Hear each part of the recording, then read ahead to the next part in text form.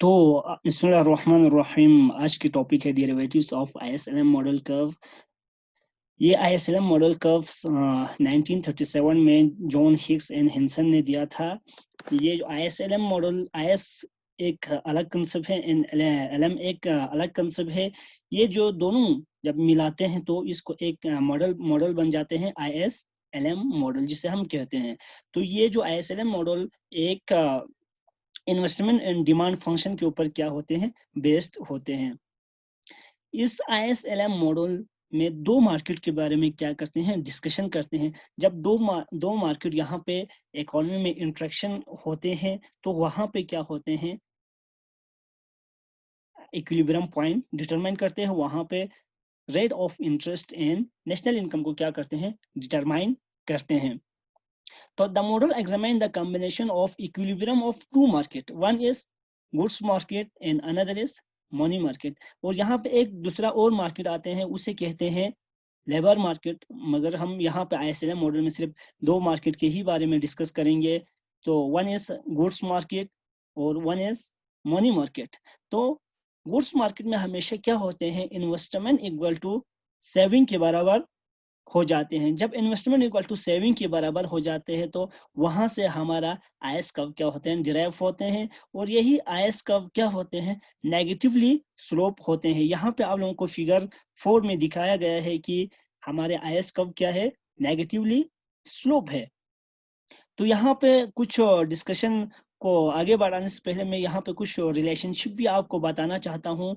Like the rate of interest यहाँ पे नीचे शो किया हुआ है। Rate of interest and investment में क्या रिलेशनशिप है, और rate of interest and saving में क्या रिलेशनशिप है, और इनकम और सेविंग में क्या रिलेशनशिप है। लाइक देखो, रेट ऑफ इंटरेस्ट जब हमारे थे, फॉर एग्जाम्पल 10 थे, तो वहां पे हमारे क्या थे, इन्वेस्टमेंट थे 20 थे। जब हमारे रेट ऑफ इंटरेस्ट डिक्लाइन होने की वजह से हमारे इन्वेस्टमेंट लेवल क्या हो जाते हैं, बढ़ जाते हैं। तो हमें यह पता चलता है कि rate of interest and investment में नेगेटिव रिलेशनशिप है इन दोनों के दरमियान। जब रेट ऑफ इंटरेस्ट बढ़ते हैं तो हमारे लेवल ऑफ इन्वेस्टमेंट डिक्लाइन हो जाते हैं। जब रेट ऑफ इंटरेस्ट कम हो जाते हैं तो लेवल ऑफ इन्वेस्टमेंट क्या हो जाते हैं, इंक्रीज हो जाते हैं। तो ऐसे ही बैंक में अगर फॉर एग्जांपल आप इन्वेस्टर हो, लाइक आप क्या चाहते हैं कि आप बैंक से लोन लेगा, लोन आप चाहेंगे कि लोन कम से कम रेट ऑफ इंटरेस्ट हो।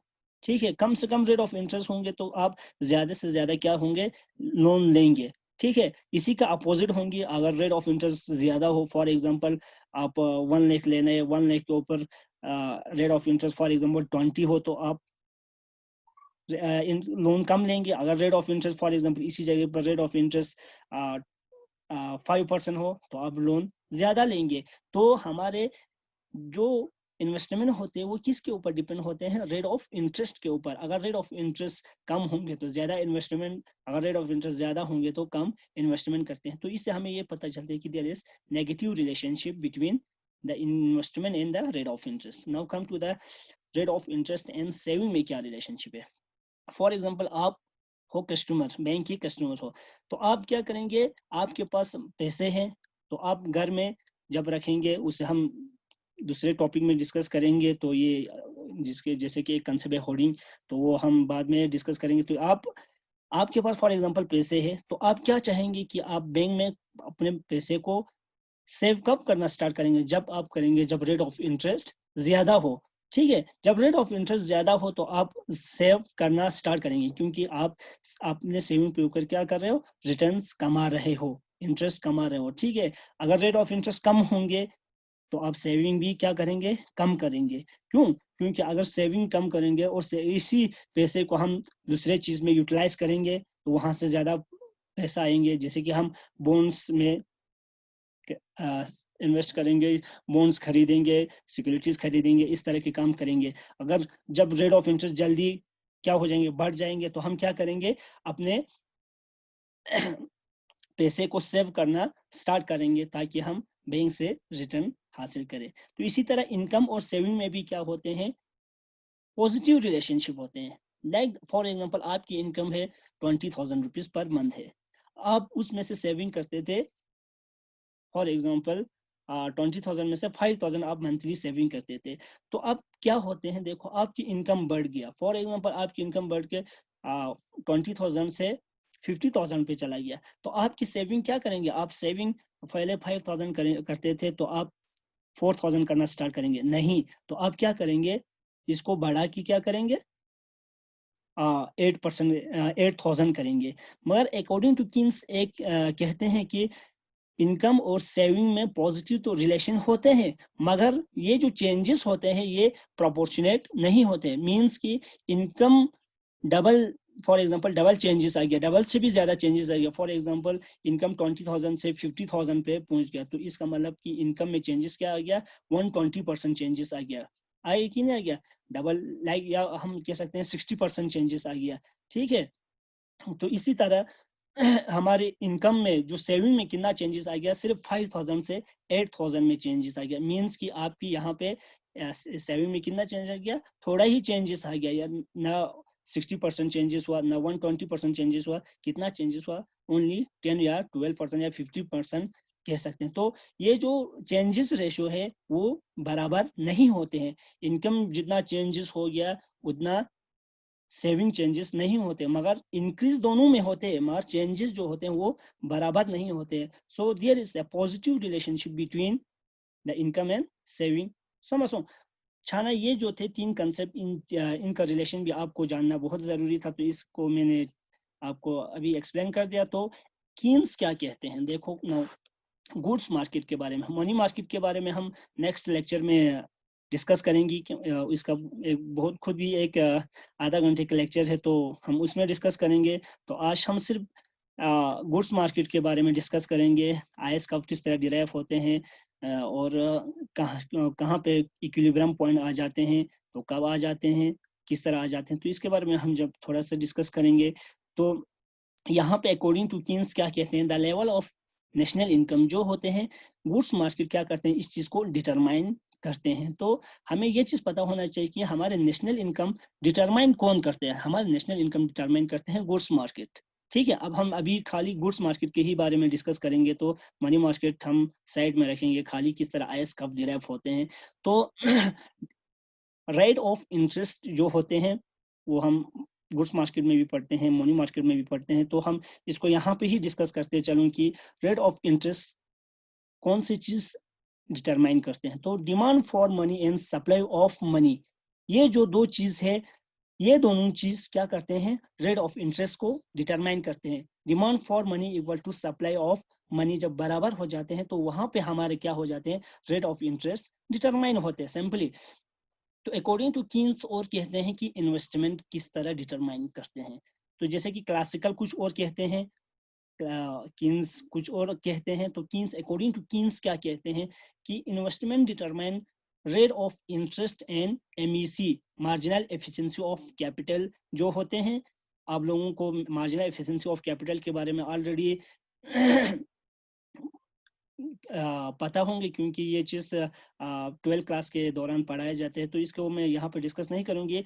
और rate of interest and MEC he determine करते हैं क्या चीज, इन्वेस्टमेंट को डिटरमाइन करते हैं। तो ये ही जो इन्वेस्टमेंट होते हैं लेवल ऑफ नेशनल इनकम के ऊपर डिपेंडेंट नहीं होते, ये इंडिपेंडेंट होते हैं। मीन्स की level of national income increase या डिक्रीज होने से हमारे इन्वेस्टमेंट लेवल में कोई चेंजेस नहीं आएगा। इट मीन्स यही है ना, इंडिपेंडेंट मीन्स इसके ऊपर चेंजेस एक वेरिएबल में, हम इंडिपेंडेंट और डिपेंडेंट को किस तरह अलग कर सकते हैं, डिपेंडेंट मीन्स कि एक्स वेरिएबल में चेंजेस आने से वाई वेरिएबल के ऊपर कितना इफेक्ट डाल रहे हैं। ठीक है, तो इसी तरह इंडिपेंडेंट में क्या होते हैं कि एक्स वेरिएबल में चेंजेस आने से हमारे वाई वेरिएबल के ऊपर कोई चेंजेस नहीं आ रहे, तो ये होते हैं इंडिपेंडेंट होते हैं। तो यहाँ पे इन्वेस्टमेंट जो होते हैं कौन से दो चीज डिटरमाइन करते हैं, rate of interest and MEC determine करते हैं, और ये लेवल ऑफ नेशनल इनकम के ऊपर कोई डिटरमाइन नहीं होते हैं। तो अब हम गुड्स मार्केट को, जहाँ पे सेविंग इक्वल टू इन्वेस्टमेंट हो जाते हैं,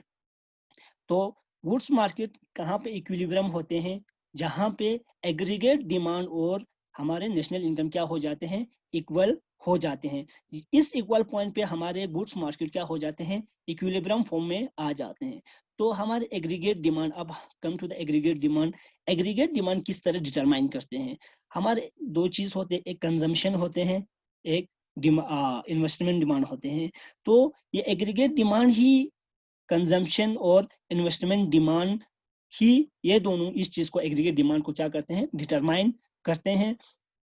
और ये इसके बाद, इन सब को डिटरमाइन होने के बाद या इन सब को डिस्कस करने के बाद, इन सब को ये आईएस का नेगेटिवली स्लोप होते हैं, क्योंकि रेट ऑफ इंटरेस्ट और इन्वेस्टमेंट में नेगेटिव स्लोपशिप रिलेशनशिप आते हैं। और हमारे यहाँ पे डायग्राम नंबर 3 पे डिस्कस किया हुआ है कि हमारे नेशनल इनकम और सेविंग को, यहाँ पे सेविंग और नेशनल इनकम में पॉजिटिव रिलेशनशिप आते हैं। इसीलिए यह डायग्राम में दिखाया भी गया है कि ये origin from the point of origin से यहाँ पे क्या होते हैं, ये कर्व ऊपर की तरफ निकल रहा है। तो यहाँ पे इनकम इंक्रीज होने से हमारे सेविंग भी इंक्रीज हो रहे हैं, बट नॉट प्रोपोर्शनली, ये प्रोपोर्शनली चेंजेस नहीं होंगे। ठीक है, तो इसी तरह जब ये दोनों, इन दो कर्व जब मिलते हैं, तो वहां पे हमें इकोनॉमी में क्या हो जाते हैं, सेविंग इक्वल टू इन्वेस्टमेंट क्या हो जाते हैं, डिराइव होते हैं। ये डायग्राम के ऊपर भी आप लोगों को ठीक तरह से एक्सप्लेन किया गया है। तो जब इन तीनों डायग्राम से हम मिला कि जब एक कर्व और कर्व क्या करते हैं, डिराइव करते हैं, जिसे हम कहते हैं IS curve, investment saving curve, जिसे I for represent for investment and S represent for saving. तो ये इन आईएस कर्व क्या होते हैं, हमेशा नेगेटिवली स्लोप होते हैं। तो ये थे आईएस कर्व और स्लोप ऑफ। इसके बाद the IS curve is the locus combination of rate of interest and national income. IS curve ही क्या होते हैं कि बहुत सारे इक्विलिब्रियम पॉइंट को हम जब मिलाते हैं तो एक कर्व हो जाते हैं। फॉर एग्जांपल यहाँ पे जो आईएस कर्व है, आईएस का नेगेटिव स्लोप है, तो उसके पॉइंट पे क्या होंगे, हर पॉइंट पे क्या होंगे, इक्विलिब्रियम होंगे होंगे क्योंकि यहाँ पे S इक्वल टू आई लिखा है, तो S इक्वल टू आई हर जगह पे सेविंग इक्वल टू इन्वेस्टमेंट, ये जो लाइन डायग्राम नंबर 2 पे दिखाया गया है, तो नीचे से लेकर ऊपर तक सेविंग इक्वल टू इन्वेस्टमेंट है। तो इसी तरह आईएस कर्व में भी हर जगह क्या होते हैं, इक्विलिब्रियम पॉइंट होते हैं। ठीक है, तो ये जो आईएस कर्व स्लोप है, स्लोप में भी बहुत डिफरेंसेस आते हैं कि इसका स्टीप स्लोप है या जेंटल स्लोप है। ठीक है, या ये लेस इलास्टिक है या रिलेटिवली इलास्टिक है या रिलेटिवली इन इलास्टिक है। तो ये जो स्लोप होते हैं, स्लोप ऑफ द कर्व किसके ऊपर डिपेंड होते हैं, दो चीजों के ऊपर डिपेंड रहते हैं। एक होते हैं interest elastic of, elastic demand of investment, एक होते हैं इंटरेस्ट इलास्टिक ऑफ इन्वेस्टमेंट के ऊपर डिपेंड रहते हैं। इसके क्या होते हैं, जैसे कि ज्यादा इलास्टिसिटी होते हो तो ये जेंटल स्लोप हो जाते हैं, ज्यादा इलास्टिसिटी कम होते हैं तो इसका स्लोप क्या हो जाते हैं, स्टीप स्लोप हो जाते हैं। तो दूसरा होते हैं मल्टीप्लायर। मल्टीप्लायर के बारे में भी आप लोगों ने पढ़ा होगा, तो इसको मैं यहाँ पर डिस्कस नहीं करूंगा कि मीनिंग ऑफ मल्टीप्लायर क्या है। तो ये ऑलरेडी आप लोगों ने पढ़ा है कि 11-12 क्लास में। तो यहाँ पे मैं सिर्फ मल्टीप्लायर वैल्यू के ऊपर कैसे डिपेंड रहते हैं। Like the formula of multiplier हम क्या लिखते हैं, 1 equal to 1 multiplier equal to k equal to 1 divided by 1 minus MPC। तो यहाँ पे जितने मल्टीप्लायर का वैल्यू होंगे, जितना मल्टीप्लायर का वैल्यू होंगे, उतना इसका स्लोप क्या होंगे, जेंटल होंगे। जितना मल्टीप्लायर का वैल्यू कम होंगे, उतना ये क्या होंगे, स्टीप होंगे। तो मल्टीप्लायर का वैल्यू कब ज्यादा आते हैं, कब कम आते हैं, तो मैं एक एग्जांपल के थ्रू आप लोगों को इसको समझाऊंगा कि लाइक MPC का वैल्यू हमेशा 0 to 1 के बीच में रहते हैं।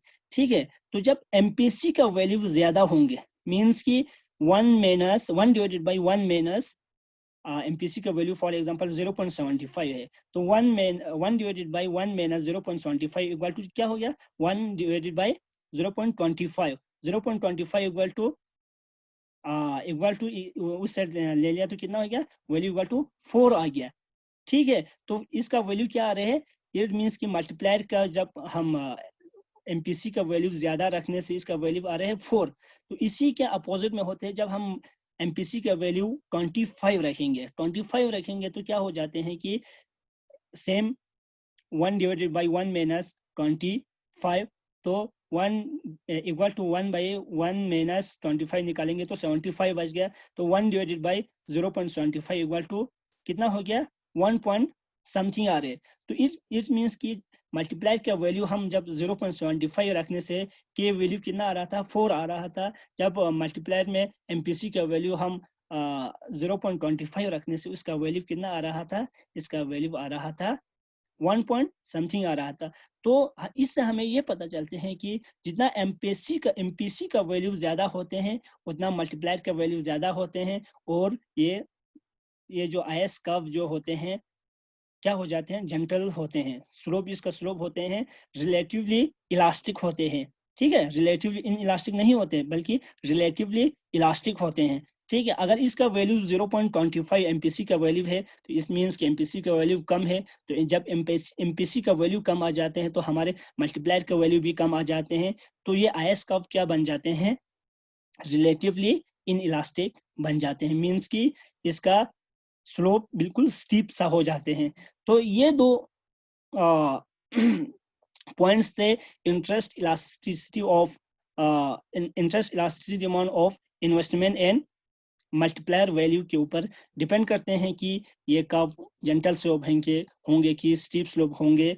तो ये दो चीज से इनके ऊपर डिपेंड रहते हैं। तो ये थे आईएस कर्व के बारे में, किस तरह आईएस कर्व डिराइव होते हैं और इसमें जो होते हैं कि कौन से चीज रेट ऑफ इंटरेस्ट क्या डिटरमाइन करते हैं और ये इन्वेस्टमेंट कौन से दो चीज डिटरमाइन करते हैं, ये सब हमने पढ़ा। और आईएस कर्व स्लोप क्यों होते हैं, इसमें रिलेशनशिप भी आपने इन्वेस्टमेंट और रेट ऑफ इंटरेस्ट के भी बारे में भी आपने इनका रिलेशनशिप पढ़ा।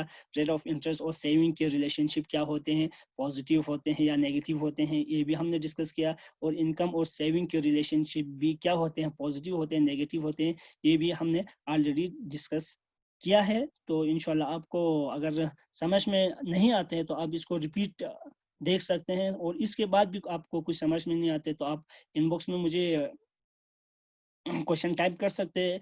मैं ज़रूर कोशिश करूंगा कि आपकी क्वेश्चन का वहाँ पे रिप्लाई देने की, और आपकी जो भी प्रॉब्लम है उसको हम सॉल्व करने की बहुत कोशिश करेंगे। तो इसी के साथ हम कल मिलेंगे मनी मार्केट के बारे में, जिसमें हम एलएम कब किस तरह डिराइव होते हैं उसके बारे में डिस्कस करेंगे।